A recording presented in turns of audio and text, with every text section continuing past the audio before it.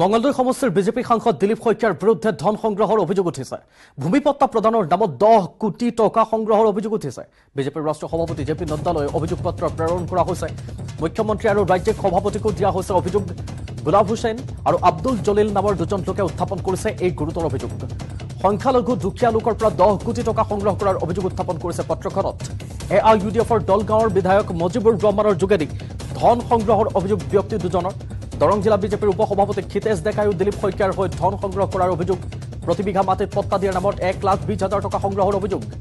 এনেদৰে 800 বিঘা ভূমিত 10 কোটি টকা সংগ্ৰহৰ গুৰুতৰ অভিযোগ উত্থাপন কৰিছে বিজেপি সাংসদজনৰ বিৰুদ্ধে।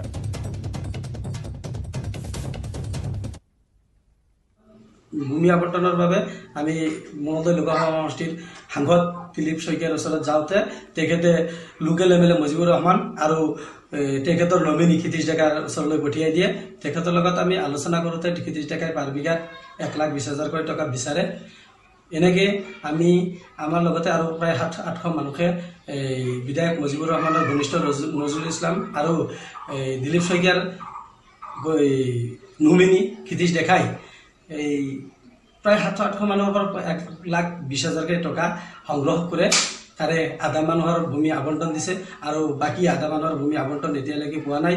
আমি ঘূৰি থাকোঁতে হতাশ হৈ গৈছোঁ আৰু শেষত উপায়ন্ত হৈ দলৰ হাইকমাণ্ডলৈ আমি মেইল যোগে কমপ্লেইন কৰোঁ আৰু তেওঁলোকে এই দুজন প্ৰতিনিধি ইনভেষ্টিগেশ্যন কৰিবলৈ আমাৰ ওচৰলৈ পঠিয়াই দিয়ে।